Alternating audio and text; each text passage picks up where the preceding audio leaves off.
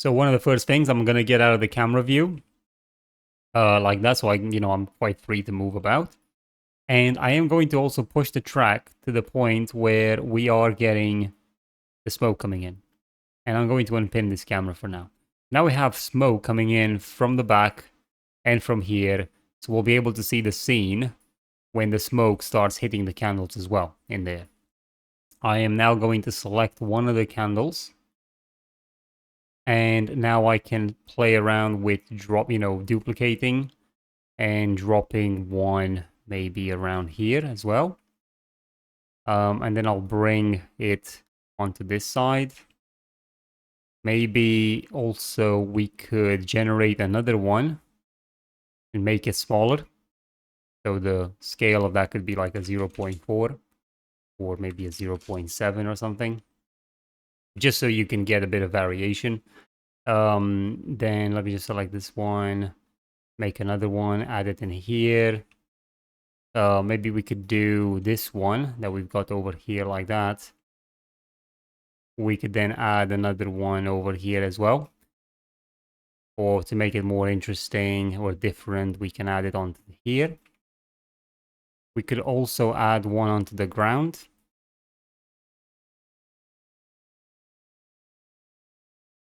Let me just bring it out like that. Don't be afraid to pepper the scene a lot with things, because this is gonna help build up the scene more. So already now we have quite a bit of light in the scene. If we now go back to our sequence, this is what the camera sees right now. And this is what it sees, when we are above here. So we have some interest. We're seeing some shapes. We're seeing the sort of light everywhere. We're seeing these candles, right? One thing that I notice quite a bit is that all of the candles are rotated in the same way. So I'm just going to change some of those rotations, because we definitely want to build up more suspense in the scene. Maybe add another candle over here, bring it a bit closer to the skull, maybe something like that, but make it smaller, just to give it some form of, it's there, but the skull is still the main attraction sort of thing. This one, just make sure it's not actually floating, so do bring it down. Make sure none of this stuff is floating, so, that you actually got a good composition of the scene. Also, the Niagara smoke that we have in here, the second one, is not high definition enough, so I would select it and double click it over here. This will open the Niagara panel. Just select it. Before changing anything, always make sure that you save. So let me just go into a position where the smoke is actually coming out. Go over into here. Actually, let's close that blueprint. So then in here, we'll set the resolution to maybe like 700 and see what happens. So this is now set to 700. I'm curious to see what the level of detail will be.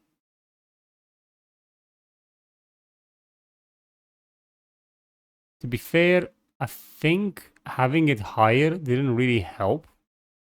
So I am going to make it small, make it less, make it smaller, just to work out what happens if it is smaller. Like, we should be getting the same amount of volume, but what does it look like really?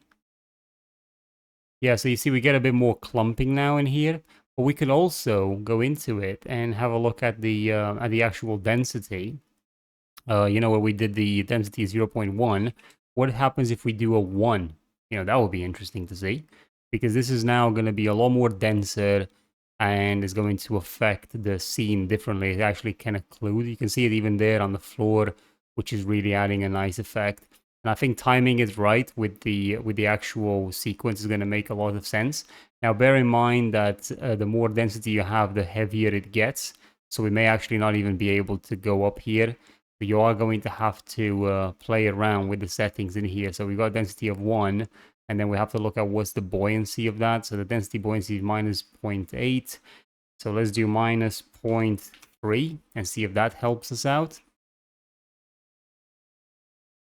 If that doesn't help us out, then we might need to go the other way around.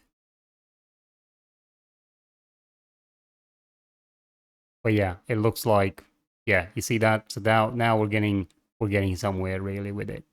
Now you really shouldn't feel afraid to experiment. So with selecting the second smoke, you may want to create a new version of it above. And then that potentially could give you a really cool sort of rolling effect on top of the rolling effect, as you see in there. And if I bring this a bit higher, like that could also work quite well. Let's just see in terms of the actual sequence. We might have it a bit too low. So it might be a bit too high, sorry. So I'm just gonna put that there. But it's not part of the sequence timeline. So you do need to go in here and make sure that you have added this third one into this. And then again, you do want to add a life cycle. With the life cycle added, we can now limit it to when it spawns and how it looks like. We could probably increase it, so maybe it's when we are about here. Let's just have a look what happens. We're now gonna go... Oh, I've actually closed my sequence. Let me just open it again. So I'm gonna go and control the camera, press play. So we should be able to see that a lot faster coming in. But we are going to need to balance it because now it's just coming in way too hot, way too fast.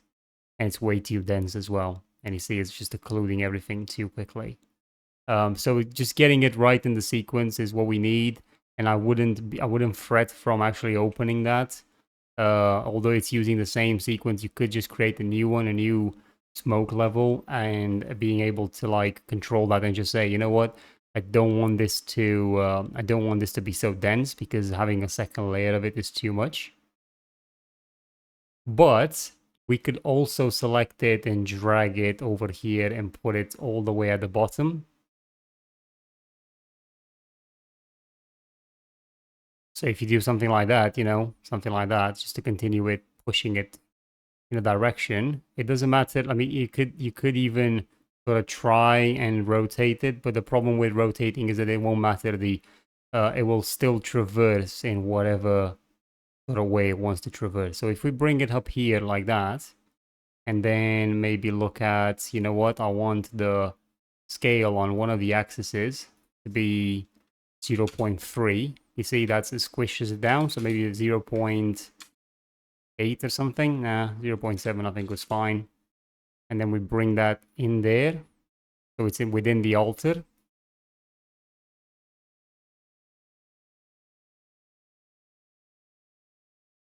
Or something like that. And then in terms of the sequence itself, we push that so it starts later on in the scene. So this would come into fruition mainly when we are on the second play here, like that. And again, we do have that light there at the back. We might want to not have it. So this could be something where the that light at the back is actually not working in our favor. So that one, no, is it that one? No, I don't think so. Let me just come out of the sequence. So yeah, we have this one here, which I can't seem to be able to select. So that's because I've got this smoke just building up on top of it. Actually, yeah, I just managed to select it. So I could just take that away, put it further somewhere around here rather than having it in there and just keep that area quite affected. Now you can see because we rotated that, it actually is pushing forward, which is quite nice to see. But this is not ideal, so we definitely probably want to do that, instead of pushing like that, we want to probably do it this way.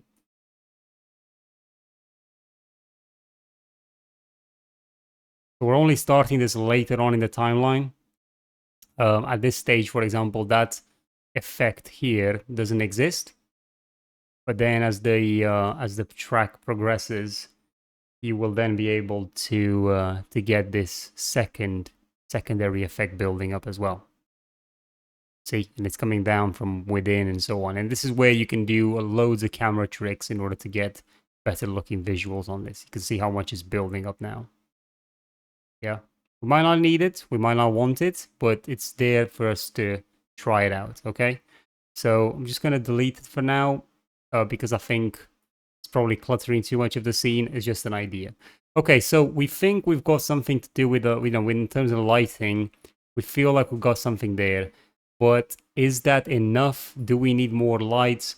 Do we want to shine up here as well? You could create a sort of a candelabra type of effect where, you got like an actual, you could actually look into see on Quixel Bridge if we do have that.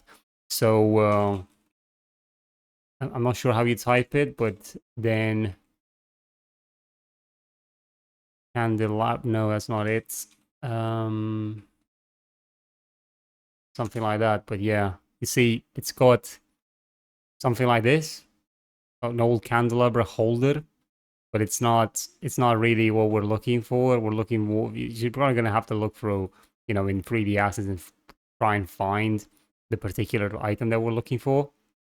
But yeah, that could help, with building up lighting, or you can add some lamps or things like that in there from Quixel Bridge. But if not, you can always add in a sort of bit of like rectangular light, like the ones that we've had before. So if I select one of these rectangular lights, and then I bring it back in like that, you can see how that rectangular light can help with the smoke buildup. So I could have a look at rotating it to 90 degrees downward like that, and then bringing it up, and then rotating so that it only sort of shines from one point. Bring it up even more, and then we can have a look at its attenuation radius to be quite big, maybe like an 800. Yeah. This is giving us a bit more light in the scene and a bit more interest. And then we can have a look at the light type. So we could turn that into this sort of pinkish thing, and we could also darken it. So all of a sudden we've added a bit more interest, if that's something that would help us out. Well, as in the sense that it makes sense in the scene. So if we go and we go back into the sequence and play it, this is what this looks like now. So we're able to see a bit more in the scene than what we were previously. Now we're getting in and we're seeing this. And I think at this point, this is where you'd probably want to look into things like the post-process effect and start playing with the color grading. And then also look in here and play with the with that camera setting. So that was in, no, not in lens flare, in local exposure. So, you could turn these things on. And you can also look at doing some detail strength, but then toning down the shining parts as much as possible. But again, that's really something to consider. So I would say shadow contrast scale, that's pretty good to use. I think it really helps a lot. And then I think the highlight contrast scale is fine to just keep the way it is there. And then have a look at how the scene plays out now. Now, some of this resolution problem from the light, this is coming from what sort of resolution your smoke has. So you may want to actually increase that smoke resolution as you proceed into the scene, because you might just not get enough of a good effect because of how intense, you might just not get enough of a good effect because of how low the resolution on the smoke is. So it's really, the bigger the smoke is, the more problems you're going to have with the resolution in here. So you may want to turn that to like a 600. And then see how that looks like at 600 instead of 400 as an example. So if you follow the tutorial exactly the way I had it, you should be able to see some of the effects. And for some reason the smoke is not building up anymore. Oh, there we go. We're getting it now. So we're now getting a bit more resolution on there. And we're also getting some visual glitches. Oh, man. So if we look at the post-process is the one that's mainly causing these glitches. So it's just purely because of some of the things that we just did earlier. You want to go in there and have a look at those settings, because it's the light interacting with the smoke that's causing such a light bleed. So in the post-processing here, where we got local exposure, you may want to deactivate these. Actually, it seems that these are not the default. I think it will be with the bloom. Yeah, there we go. So the intensity of bloom is too high. So you might want maybe a 0.1, and even that might be too high, as you can see in here. It's caused right about this point, which I'm to be honest, I'm quite surprised. But if that's the case, I mean, switching to a standard is not going to help this out. So let me just see what actually is building up that that effect there. Oh, okay, so that's the rectangular, that's literally one of the lights that we added in.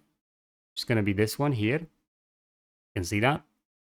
I think it doesn't matter if you really, decrease the attenuation radius or not. It just simply doesn't play very well at the minute with our blur, unfortunately. It's just literally creating a bit of an effect here.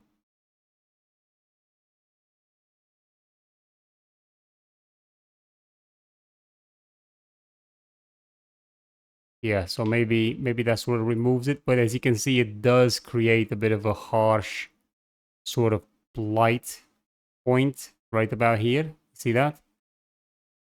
So we may actually not even want this rectangular light at all, because it's affecting the scene too much.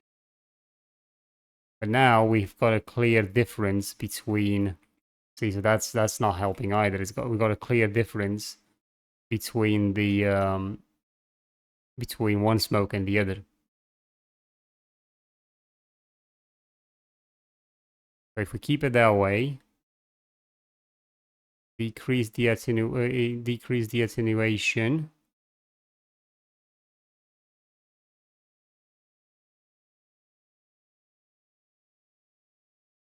Something like that. And it seems that the post-process, yeah, it looks like the method of bloom, not really, so using no bloom might be better here. And I think the camera angle is going to play a big role in this.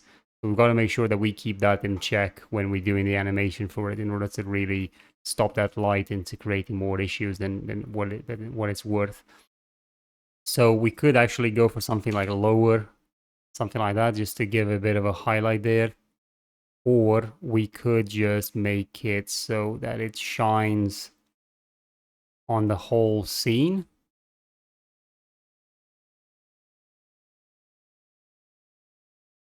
Yeah. It really depends on whether or not your camera catches this point, if it's clipping through or not.